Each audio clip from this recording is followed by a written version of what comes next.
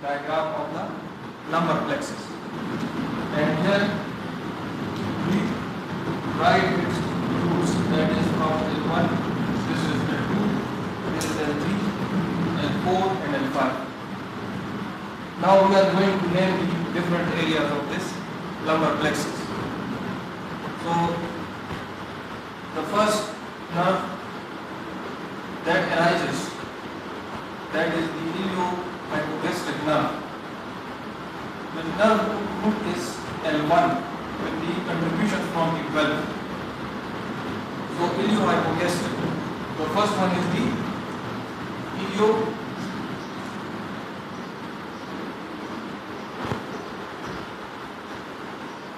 hypogastric, and its nerve root is L1 with the contribution of Q12. Now what's the second one of this branch? The ilioinguinal. Ilioinguinal. And for ilioinguinal,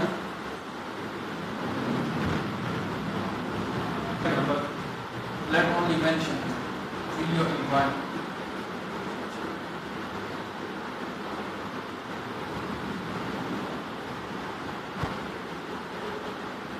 Ilioinguinal.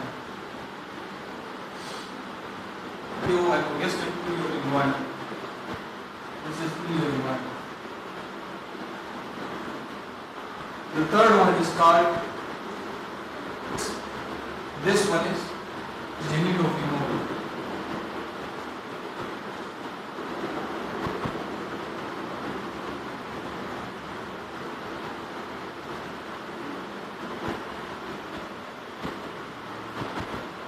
Other distribution is the lateral cutaneous. Lateral cutaneous. This one is the lateral cutaneous. This trunk. Lateral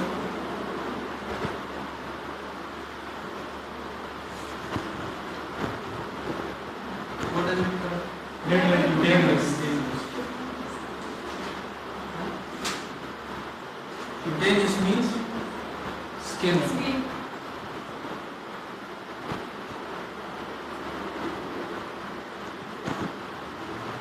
And last but not the least is the femoral.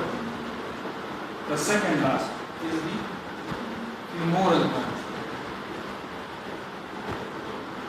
So this is the femoral.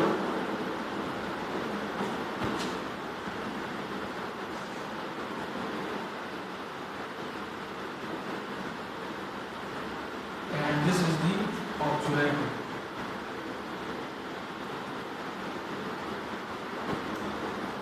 This area, this is the obturator.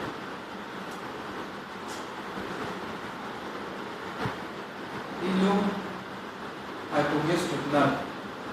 Derivation of the iliohypogastric nerve. So the iliohypogastric nerve is the first major branch of the lumbar plexus. It is the first major branch. And what is its nerve root? That is from L1 and with the contribution of Q12. You can see here that it arises from L1, but some contribution of the Q12 also exists. It also combined with the Q12. So from L1 and Q12, that is the iliohypogastric nerve. Then on the same name, the ilioinguinal. That is, these are the derivations of the iliohypogastric nerve from the lumbar plexus. It runs to the iliac crest. Runs to the iliac crest across the quadratus lumborum muscle. Across the quadratus lumborum muscle. Basically, quadratus lumborum muscle, it is the muscle of the posterior abdominal wall. The posterior abdominal wall. And other structures are in front of the quadratus lumborum, that is the kidney that is the psoas major, that is the psoas minor, that is the colon. These structures lies in front of the quadratus lumborum muscle. It is the you can say quadrilateral type of muscle. Okay. So later on we will draw this diagram of the quadratus lumborum, that what type of muscles it is and what type of nerve it supplies and how the branch from the lumbar plexus moves to its course. The iliohypogastric nerve, it basically passes on the lateral side of the quadratus lumborum muscle. Okay.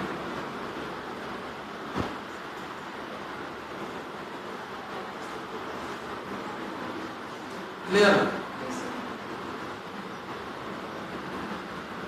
It then perforates the transversus abdominis muscle of the abdomen. This is muscle of the abdomen, transversus abdominis. Why it is called transversus abdominis? Because these muscles are lying in transverse position. So they are transversus abdominis. Remember, every name is given to a thing. That is just only according to that name. For example, obliquus, oblique muscle of the abdomen, that is, it lies obliquely in the abdominal cavity. So we say that it then perforates the transversus abdominis and divides into its terminal branches. We are talking about the iliohypogastric nerve. That it is the first, the iliohypogastric nerve is the first major branch of the lumbar plexus. First major branch. The nerve root is L1 with the contribution from the T12. It runs to the iliac crest across the quadratus lumborum. उसके across जाके कहाँ तक जाता है? iliac crest तक. Where is iliac crest? In the hip bone. Excellent. It then perforates. Perforate means? Yes. Moves to. Moves to. It perforates the transversus abdominis.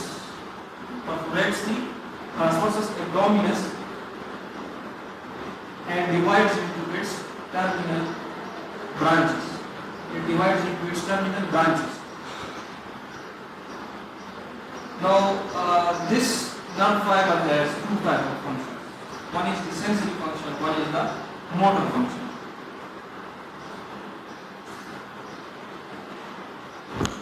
The contribution of T12. We are talking about the iliohypogastric nerve of the lumbar plexus. It innervates the internal oblique and transversus abdominis. Later we will talk about the muscles of the abdomen. Then you will clearly understood what is the transversus abdominis and what is the oblique muscle.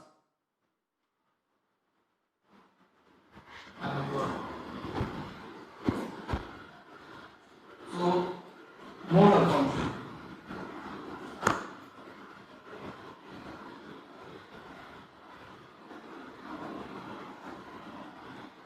What is its motor function? Innervates the internal oblique and the transversus abdominis. So it performs the motor function of those muscles. Transversus oblique, transversus abdominis and internal oblique. Its motor supply is to the transversus abdominis and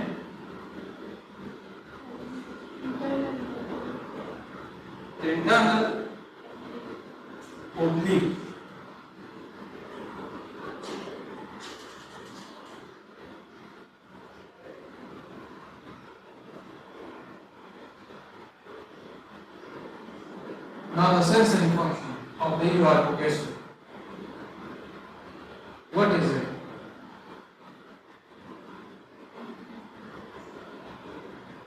sensory function. The sensory function, it innervates the posterolateral gluteal skin in the pubic region. It innervates the posterolateral gluteal skin. It innervates the posterolateral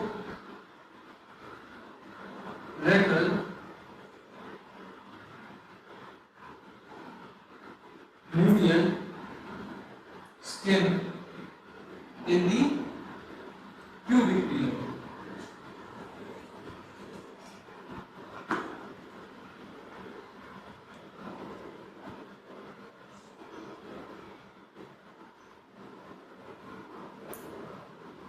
Up here it is clear. Any question? We will continue from there in next lecture, inshallah, in about 3 days. And then we discuss the quadratus lumborum muscle and the nerve fiber, how it crosses the quadratus lumborum.